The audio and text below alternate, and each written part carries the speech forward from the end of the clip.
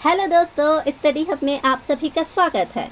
तो Lucent GK की complete series हम कर रहे थे और इसके अंदर हमने पॉलिटी एंड इंडियन कॉन्स्टिट्यूशन से स्टार्ट किया था।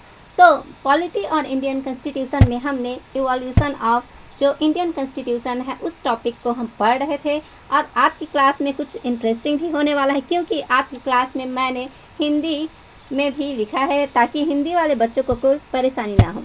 तो आज हम देखते हैं भारतीय संविधान का विकास, इवोल्यूशन ऑफ इंडियन कॉन्स्टिट्यूशन। तो इसके बारे में हमने पिछले कुछ क्लासों में जो ब्रिटिश एरा में जो एडमिनिस्ट्रेटिव और लेजिस्लेटिव रिफॉर्म्स हुए थे, जो एक्ट लाए गए थे, उसके बारे में हमने पढ़ा था। और उसी सीरीज़ को हम आगे बढ़ाते हुए आज मॉर्ले मिंटो रिफॉर्म्स भी पढ़ेंगे।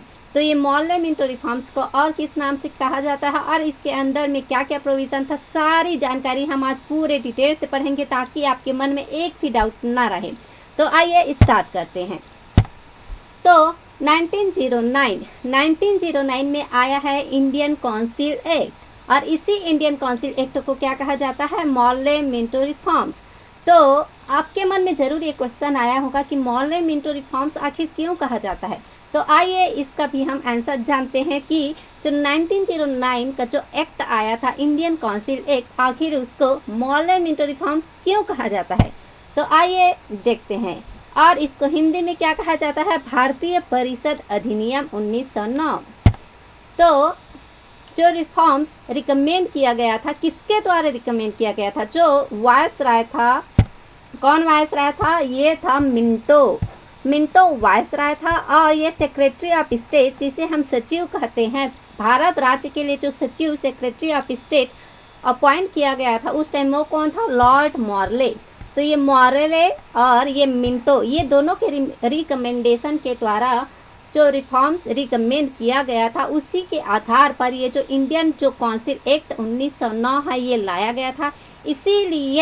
इसीलिए इस एक्ट को और क्या कहा जाता है, मॉर्ले मिंटो रिफॉर्म्स कहा जाता है, क्योंकि ये मॉर्ले और मिंटो के द्वारा लाया गया रिफॉर्म्स था।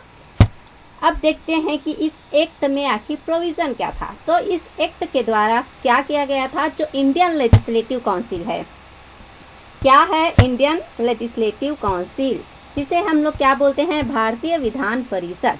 तो इंडियन लेजिस्लेटिव काउंसिल है जो गवर्नर जनरल की जो काउंसिल थे, उसमें क्या किया गया था, तो उसमें जो एडिशनल मेंबर्स थे, जो एडिशनल मेंबर जिसे गवर्नर जनरल है अपॉइंट करता था, तो उसका जो नंबर था उसको क्या किया गया था, इंक्रीज कर दिया गया था। कितना, तो पहले 16 था, 16 से अब क्या कर दिया गया था, 60 कर दिया गया था, यानी 16 से 60 कर दिया गया था।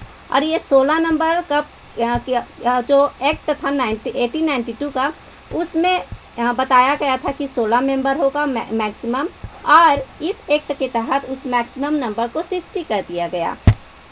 तो हमारा जो अगला इसके अंदर प्रोविज़न है वो है जो प्रोविंशियल लेजिस्लेटिव काउंसिल था, यानी जो प्रांतीय विधान परिषद था, उसका आकार को भी बढ़ाया गया। और इसमें जो इलेक्टेड नॉन ऑफिशियल मेंबर है, उनका जो नंबर है उसको इंक्रीज़ किया गया। और ऐसा करने से क्या हुआ, जो ऑफिशियल जो मेंबर्स की जो मेजॉरिटी थी वो चली गई, यानी जो ऑफिशियल मेंबर की मेजॉरिटी अब नहीं रही, उसमें इलेक्टेड जो नॉन ऑफिशियल मेंबर की मेजॉरिटी हो गई थी। जो प्रोविंशियल जो लेजिस्लेटिव काउंसिल था, यानी जो प्रांतीय विधान परिषद था, वहाँ पर जो गैर सरकारी सदस्यों की संख्या की जो बहुमत हो गई थी। और नेक्स्ट हम देखते हैं कि जो इलेक्शन है, ये इलेक्शन शब्द ये पहली बार आया था हमारे जो लेजिस्लेटिव काउंसिल के जो मेंबर को अपॉइंट करने के लिए इलेक्शन शब्द पहली बार आया था। तो जो सेंट्रल लेजिस्लेटिव काउंसिल है, वहाँ पर भी मेजॉरिटी के लिए बात की गई थी। सेंट्रल लेजिस्लेटिव काउंसिल यानी जो मेन केंद्र में जो विधान परिषद है, उसमें भी चुनाव के तहत जो ऑफिशियल मेजॉरिटी है उसको कम करने, यानी जो नॉन ऑफिशियल मेंबर की मेजॉरिटी को बढ़ाने की बात की गई थी, लेकिन ऐसा नहीं हुआ। इसमें जो मेजॉरिटी थी वो किसकी थी, जो ऑफिशियल मेंबर की मेजॉरिटी बनी रही, जो केंद्र में है वहाँ पर, केंद्र की जो विधान परिषद है वहाँ पर। लेकिन जो प्रांतीय विधान परिषद है, जो स्टेट जो प्रोविंशियल लेजिस्लेटिव काउंसिल है वहाँ पर जो नॉन ऑफिशियल की मेंबर की जो संख्या है उसको बढ़ा दी गई, उनकी मेजॉरिटी ज़्यादा थी।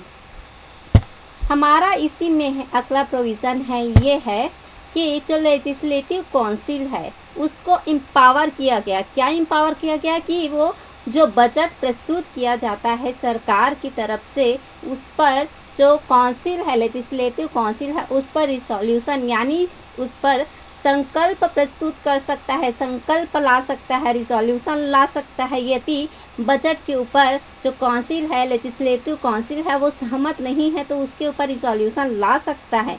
लेकिन कुछ जो सब्जेक्ट है उसे छोड़कर बाकी जो मामले हैं उस पर ही रिसोल्यूशन लाया जा सकता था। और ये जो एक्सेप्शन था ये क्या था, जैसे जो सशस्त्र बल है, जो सशस्त्र बल है यानी जो आर्म्ड से रिलेटेड, आर्म्ड फोर्स से रिलेटेड जो सब्जेक्ट था, जो विदेशी मामले यानी फॉरेन अफेयर से रिलेटेड जो सब्जेक्ट था, और भारतीय राज्य इंडियन स्टेट से रिलेटेड जो सब्जेक्ट था, इसको छोड़ दिया गया।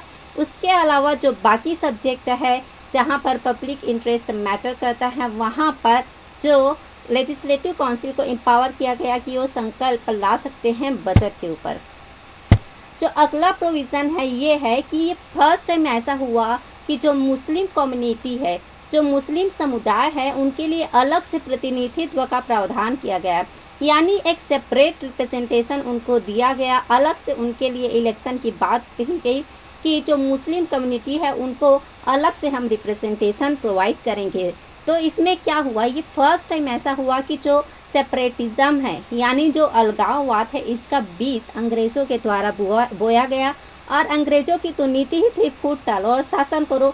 तो हिंदू और मुस्लिमों को अलग करने के लिए, जो भारत है इसको डिवाइड करने के लिए उन्होंने ऐसा तकनीक अपनाया। उन्होंने मुस्लिम कम्युनिटी को अलग से रिप्रेजेंटेशन देने की बात कही।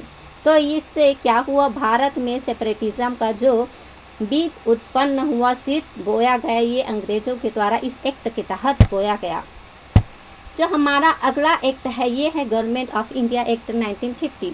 हालांकि ये ज़्यादा इम्पॉर्टेंट नहीं है क्योंकि इसमें जो प्रोविज़न है ये किस बात पर है, तो ये जो भारत सरकार अधिनियम है 1915, इसमें सिर्फ ये प्रोविज़न था कि जो 1909 में जितने भी जो अधिनियम लाया गया है, पूर्ववर्ती जितने भी अधिनियम लाए गए हैं, जो प्रावधान उसमें किया गया है, उसको मजबूती प्रदान करने के लिए, उसे और कंसोलिडेट करने के लिए ये एक्ट लाया गया था 1915 का, जो भारत सरकार अधिनियम है।